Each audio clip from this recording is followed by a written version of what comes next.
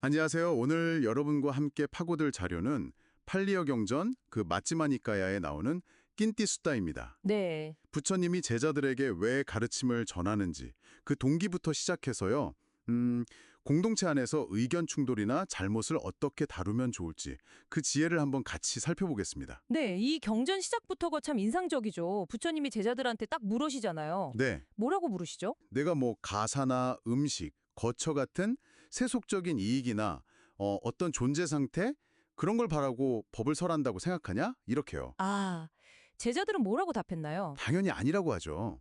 부처님은 오직 연민심 그리고 중생의 이익을 위해서만 가르침을 펴신다고 그렇게 믿는다고 답합니다. 가르침의 동기가 정말 순수하다는 걸 먼저 딱 짚고 시작하는 거네요. 그렇죠. 그 순수한 동기가 바탕이 되니까 이제 그 다음 가르침으로 자연스럽게 이어지는 거죠. 네, 그래서 사념처나 사정근 같은 핵심 가르침들을 제시하시면서 이걸 다 함께 화합하면서 배우라고 강조하시잖아요. 맞습니다. 화합이 중요하다고 하시면서 근데 거기서 멈추는 게 아니라 만약에 의견 차이가 생기면 어떻게 해야 하는지 그 방법까지 구체적으로 알려주세요. 그냥 뭐 잘 지내라 이게 아니군요. 네, 그게 정말 실용적인 부분이죠. 네 가지 상황을 딱 나눠서 설명해 주시거든요. 오, 네 가지나요? 첫 번째는 어떤 건가요? 첫 번째는 의미도 다르게 이해하고 있고 사용하는 표현, 그러니까 단어 선택도 다를 때예요. 아, 둘과 다를 때 그렇죠. 이럴 때는 양쪽에서 그래도 좀 말이 통하는 사람, 제일 말을 잘 듣는 비구에게 먼저 가서 상황을 설명하라는 거예요. 뭐라고 설명하죠? 우리 다 지금 의미도 다르게 알고 있고 표현도 다르게 쓰고 있다. 이러다간 논쟁만 커진다.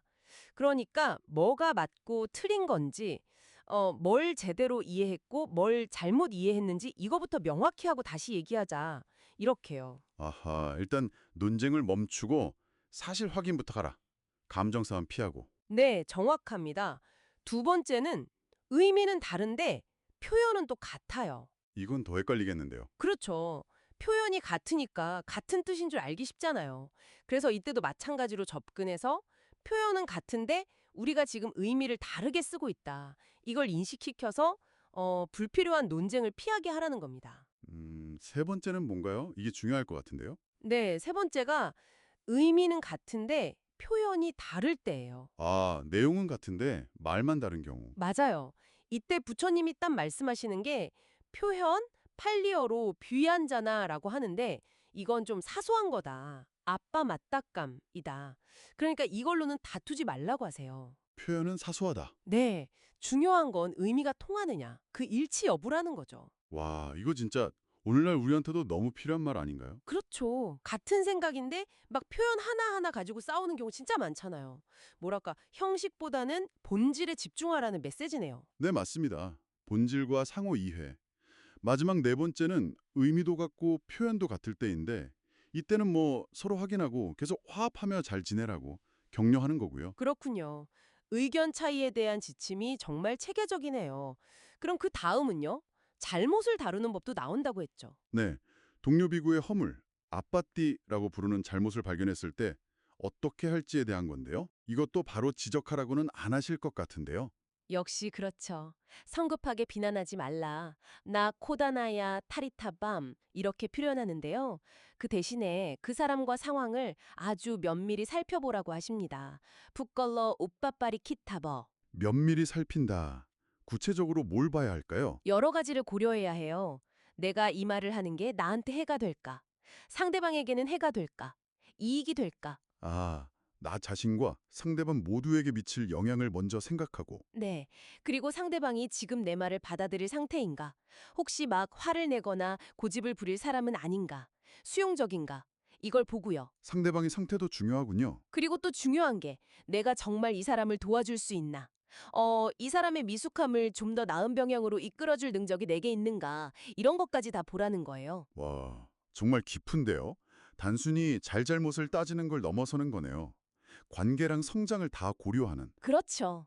되게 섬세한 접근이죠. 근데 만약에 아무리 봐도 상대가 들을 것 같지도 않고 오히려 막 관계만 나빠질 것 같으면요? 그럴 땐 어떻게 해요? 바로 그럴 때 경전에서는 평온, 즉 우백카를 유지하라고 조언합니다. 평온. 그냥 모른 척하라는 건가요? 모른 척이라기보다는 섣불리 개입해서 서로 상처 주거나 받지 말되 그렇다고 그 사람을 업신여기거나 무시하지도 말라는 거예요. 이게 참 미묘하죠. 평온을 유지하면서도 업신여기지 않는다. 어렵네요. 어렵죠. 근데 또 재밌는 건 만약에 나나 상대에게 약간의 어려움이 생길 것 같아도 그래도 이 말을 하는 게 상대에게 실질적인 도움이 될 수 있겠다 싶으면 그럴 때는 말하는 게 적절하다고도 봐요. 아, 무조건 침묵이 답은 아니군요. 네. 그러니까 지혜로운 판단이 계속 필요한 거죠. 상황마다 다른 거예요. 그렇군요. 그럼 이런 내적 갈등 상황도 다루나요? 이를테면 같이 공부하다가도 막 말다툼하고 견해가 부딪히고 심지어 화나고 불신이 생길 수도 있잖아요. 네. 경전에서도 그런 가능성을 솔직하게 인정해요. 화합하려고 노력하는 중에도 그런 갈등은 생길 수 있다고요. 그럼 그럴 땐 어떻게 하라고? 그때 이제 핵심적인 질문을 던지죠. 그런 부정적인 감정 상태, 분노나 불신 같은 걸 알면서도 계속 서로를 비난하겠는가? 그리고 더 나아가서 그런 마음 상태를 버리지 않고 과연 열반을 실현할 수 있겠는가? 하고 묻는 거죠. 답은 당연히 아니오겠네요. 그렇죠. 명확하게 아니오라고 하면서 그런 부정적인 상태를 버리는 것이 영적으로 나아가는 데 필수적이라고 강조합니다. 오늘 살펴보니 낀띠 숫다 정말 내용이 깊네요. 처음엔 가르침의 순수한 동기로 시작해서 의견 차이나 잘못을 다룰 때 가져야 할 신중하고 자비로운 태도, 또 형식보다는 본질과 화합을 중시하는 것까지 아주 실용적인 지혜가 담겨 있어요. 네, 맞아요.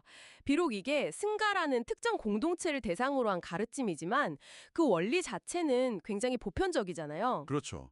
특히 그 해로움과 이익, 그리고 상대방의 수용성 평가 같은 기준들은 여러분이 속한 어떤 공동체든 가족이든 직장이든 거기서 갈등이나 문제를 만났을 때 한번 적용해 볼 수 있는 그런 틀인 것 같아요. 네, 오늘 저희가 나눈 이야기가 여러분의 어떤 소통 방식이나 관계 맺음에 조금이나마 도움이 되었으면 좋겠습니다.